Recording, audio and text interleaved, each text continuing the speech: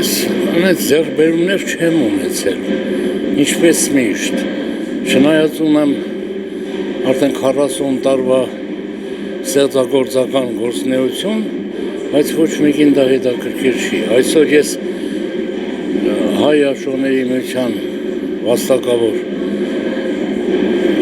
աշխող եմ, ոչ մեկի պետք չի ստեղծագործությունները։ Հայաստանը ինչ ձեռքբերում ունեցավ 25 թվականին։ Ես չեմ կարող ասել, որ ինչ-որ լավ բան ձեռք բերեց, ինչպես ապրել ենք, երևի մի քանի անգամ ավելի վատ սկսեցինք ապրել, տարեստարի ավելի վատանում և չգիտեմ ինչն է պատճառը, ես չեմ խորանում ուրիշ բաների մեջ, ես չգիտեմ ինչից է, բայց ես իմ կաշվի վրա եմ զգում, որ ամեն տարի ավելի հետ եմ գնում, քան առաջ գնում։ Ամանորը նախընտրում եք տանը ընտանիքի հետ նշել։ Միանշանակ, ես ոչ մի անգամ տանից դուրս չեմ գնացել նոր տարին տոնելու համար։ Կտոնեմ նոր տարին, կողջունեմ նրա գալը, բայց թե ինչ կլինի հաջորդ տարվա մեջ, ես չեմ կարող ասել։ Ամանորի կա որևէ սովորույթ, ավանդույթ, որ մշտապես ձեր ընտանիքում պահպանում եք։ Ավանդույթը դա իմ ծնողներից է եկել, հավաքվում ենք մի տանիքի տակ, մենք 3 քույր, 3 եղբայր ենք, անցյալ տարի փոքր եղբորը մեր կորցրեցինք, կհավաքվենք և մնացած թոռներով, երեխաներով ուրախանանք։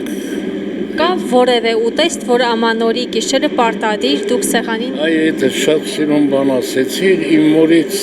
ես մինչև հիմի մորս թխած գաթան, հələ համը իմ բերանում է առանց շաքարի։ Ուղղակի զուտ սովորական գաթա իր խորիսով, բայց առանց շաքարի։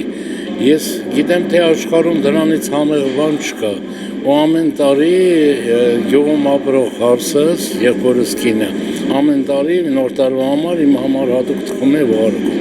Ինչ սպասումներով եք դիմավորելու 2026 թվականը և ինչ եք մաղթում հայ ժողովրդին Հայաստանին։ Իմանու շաղջիկ, միշտ էլ մարդը ապրում է մեծ հույսերով։ Ես էլ իմ հույսը չեմ կտրում ոչ մի բանից։ Ես մի քանի տեղ ասել եմ, ու էլի հիմի ձեր մոտ կասեմ, ձեր հաղորդաշարին, որ եթե ամբողջ աշխարհը վերանա, Հայաստանը իր հայերով, իր ապրող ժողովրդով մնալու է, որովհետև սա Աստծո տված անկյուն է, դրախտ է կոչվել Հայաստանը, ու մինչև հիմի մնացել է։ Ոչ մի անգամ չտարակուսեք, որ Հայաստանը կվերանա աշխարհից, դա բացառվում է։